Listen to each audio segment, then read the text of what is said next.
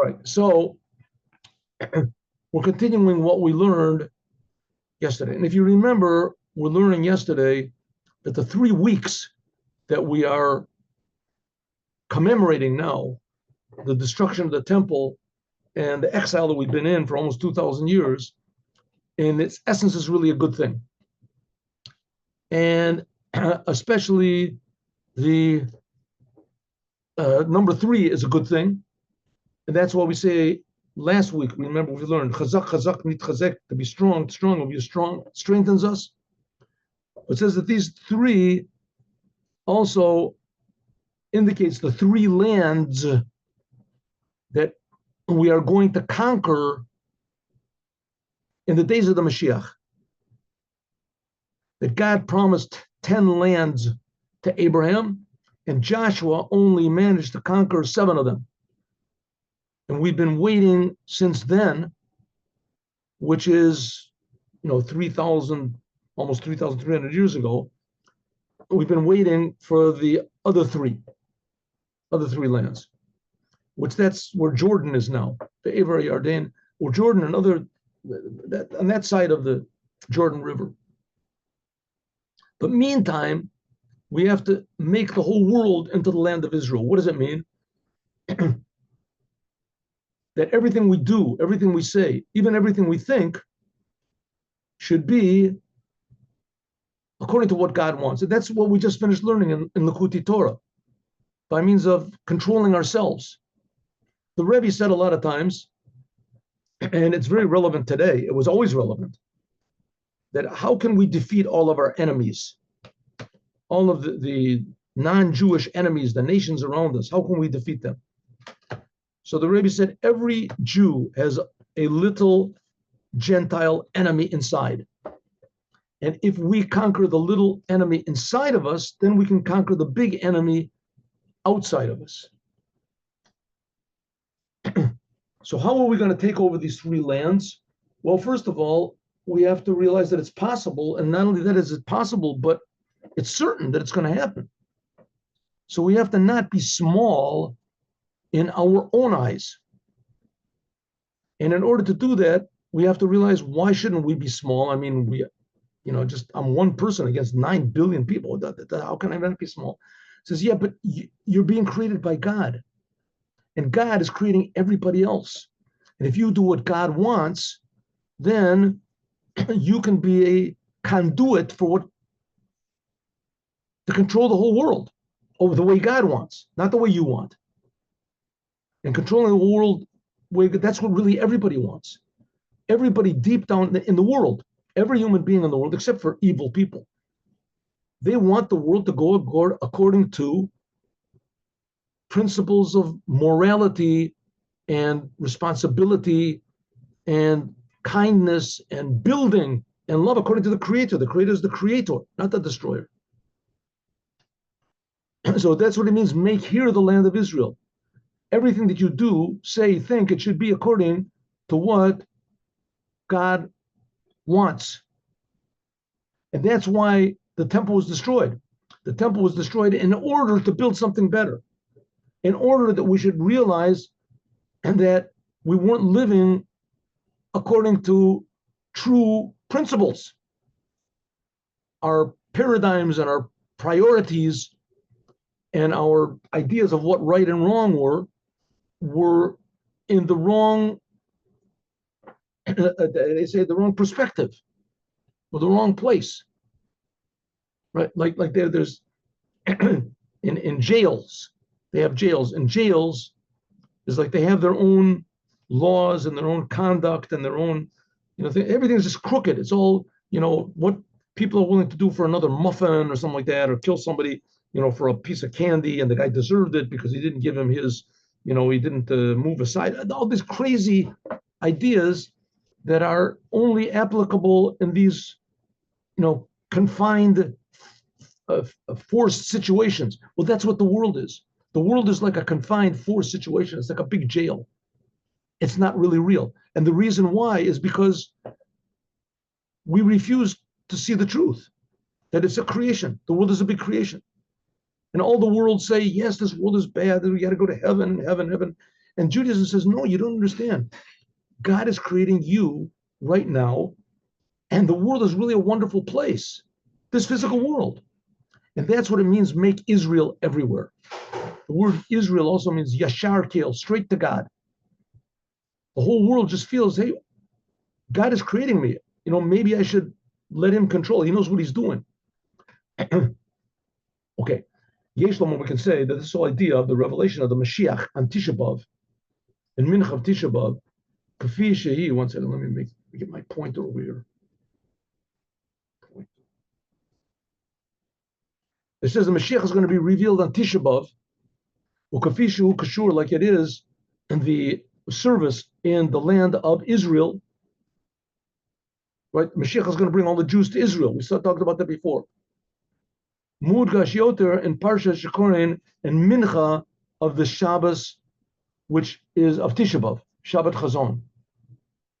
Okay, like I said, when the Rebbe was saying this, Tisha B'Av fell on that Shabbat that he was speaking of, that he was speaking on. Okay, but all these things are still relevant now. What's next week's Torah? But I want to just close the door here. One second. Excuse me, everybody.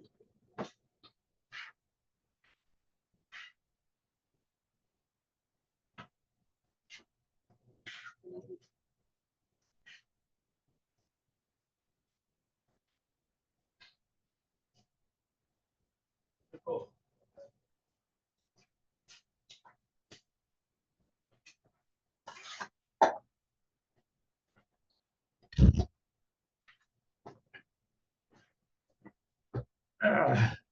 Okay. Okay, so this Shabbat we read Parshat Dvorim. The portion after that is Et Hanan. Et Hanan. And Et Hanan has a lot of interesting things in it. There's Shema Yisrael there, and it also has the repetition of the Ten Commandments. Okay, Et Hanan. We'll see what the Rebbe points out. Al Pi HaKlal, according to the general principle that the Torah is eternal, and the word Torah is Hora'ah, teaching. So the Torah is not just a book given on Mount Sinai to a certain religion. It's also true, of course it is. But the Torah is the wisdom and the will of the creator of the whole universe, of all mankind. So everything that's in the Torah is as eternal as God is, forever. The Notnim, Horot, Nitzchot, and they give eternal teachings to all the Jewish people in all the times and in every place. And if so, this arouses a question. What could possibly be the teaching of Ve'et Hanan El Hashem? What does Et Hanan mean? Et Hanan is Moses speaking, the whole book of Deuteronomy. Moses is speaking. And Moses is saying, I prayed to God to let me into the land of Israel, and God refused. Et Hanan means I prayed, I supplicated, I begged. And the rabbis say that this is hinting at not just what he did, but also how he did it. That Moses prayed 515 prayers. That's the gematria, the numerical value of Et Hanan. He prayed 515 different angles of prayers, right? God, let me into the land of Israel because you're merciful. God said, no. Okay, let me into the land of Israel because I sacrificed myself for you to lead the Jewish people in the desert. No. God, let me into Israel because I received the Torah. No. 515 different arguments Moses used, and all of them failed.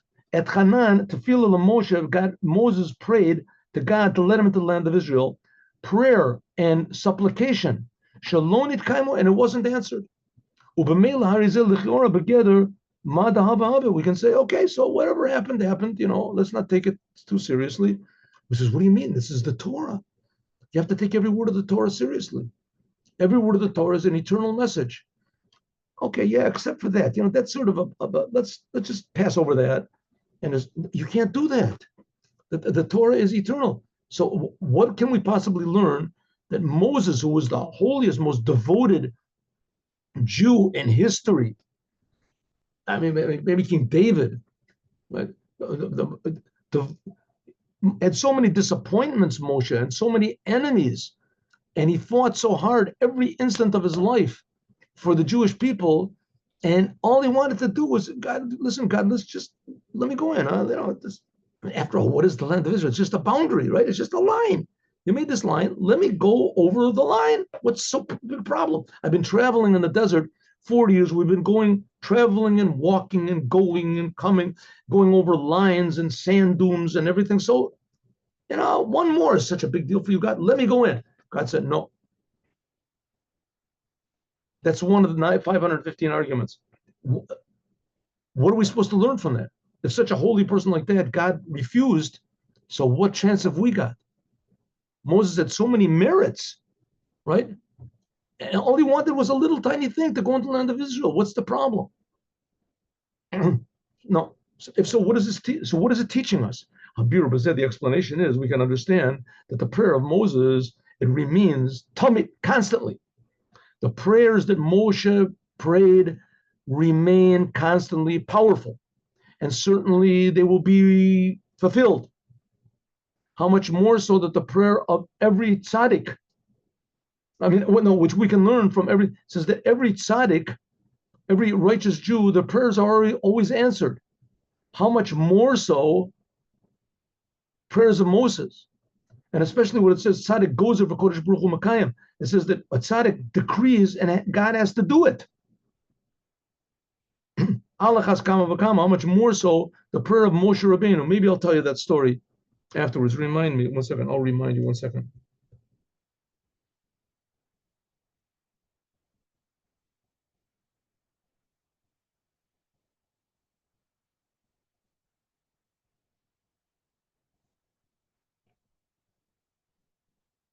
Okay, I hope I'll remember.